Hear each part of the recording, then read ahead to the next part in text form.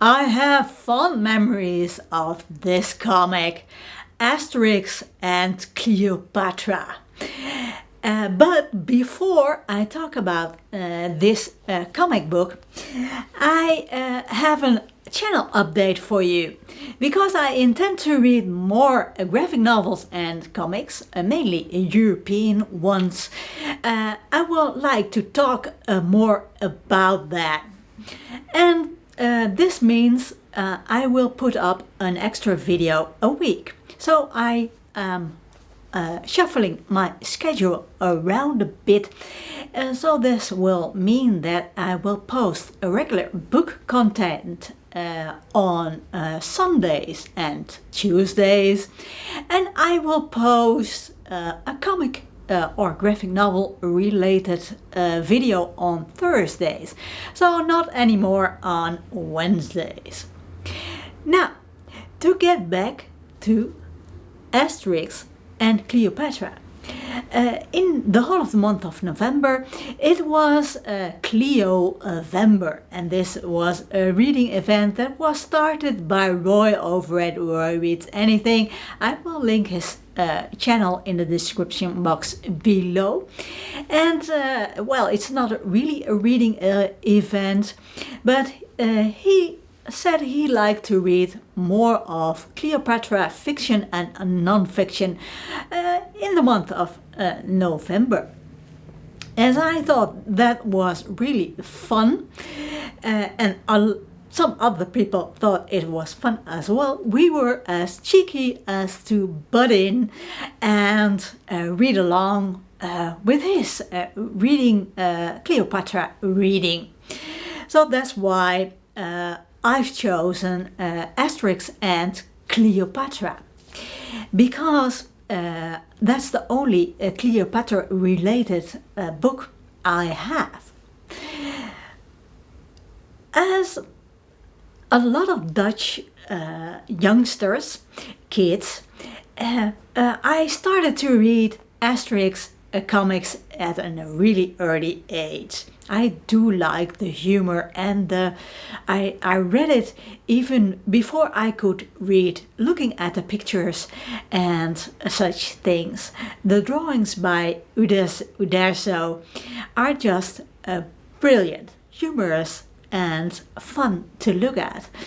And when I started to read the comics, the humor of Goscinny, René Goscinny, who was the writer of the Asterix comics, he had such a fun kind of humor. I often laugh out loud, even rereading them for the 10th time, the 20th time. I still the stories still put a smile on my face, and sometimes I laugh out loud. These are such fun and humorous comics. And also when you get older, you get different types of, you discover that there is also humor in it for more adult people, because Goscinny put in references to the present day. The stories take place during the time of Julius Caesar. So that's really a long time ago, but he puts in little jokes that reference to the present day. So you don't understand that when you are a kid, but when you are an adult, that's really fun to read. Now, getting back to Asterix and Cleopatra.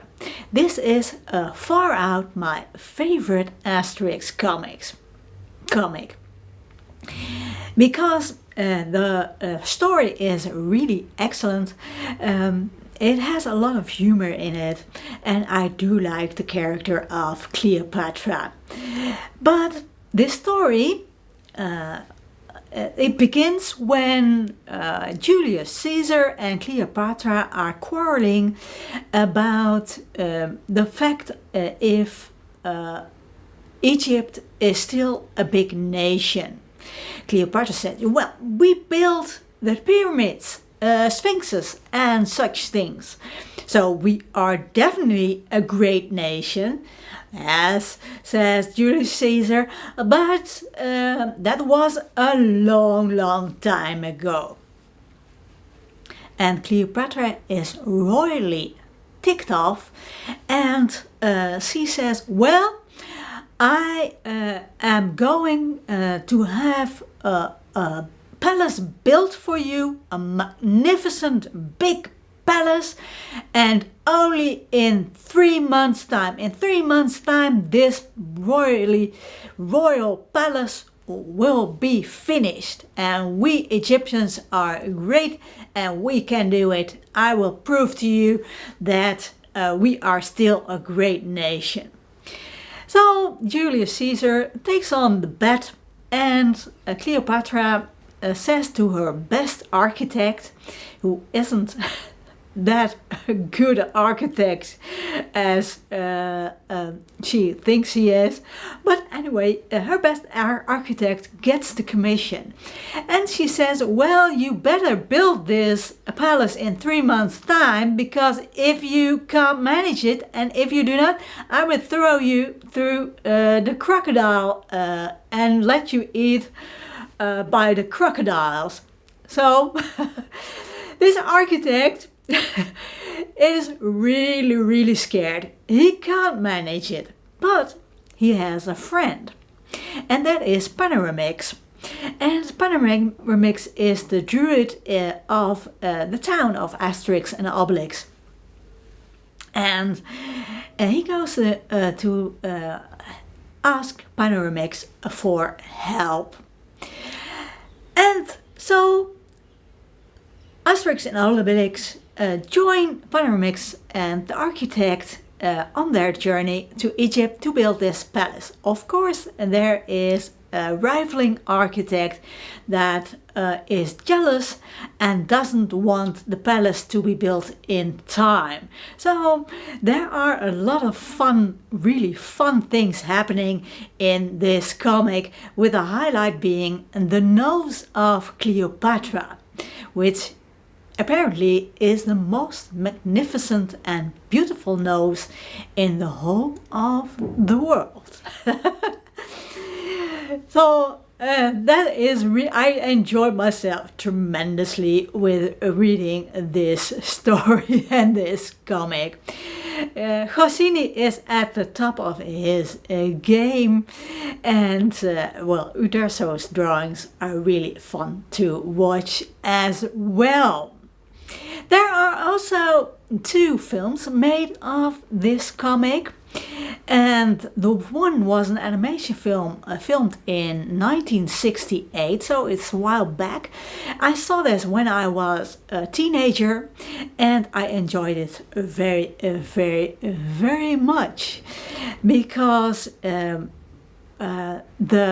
if you watch, I can highly recommend you watch this animation if you can find it, and watch it with the original French voices and subtitles, because the voice of Cleopatra, which is done by Michelin Dax, is just brilliant. It's like listening to rapid fire a machine gun with an authority in her voice, and well, I don't know the English word, the royal royalty in her voice. It is really, really magnificent. I can highly recommend it. It's just as brilliant as the comic. There is also a live action film. I think it's called Mission Cleopatra, Asterix and Obelix Mission Cleopatra. But as it is with Gérard Depardieu, I'm not really a fan of him. I do recognize the fact that he is a great and good actor, but well, I'm not really a fan of Gérard Depardieu. I must admit. So I haven't watched that one. Have you watched that one, and is it any good? I'd like to know in the comics. In the comics. Yeah, if you want to put it in comics, that's fine too. And let me know when the comic is finished. Let me know in the comments below. I wanted to say, well, if you like to see more European comic and graphic novel videos in the future, please like and subscribe if you haven't done so already. So as always, thanks for watching.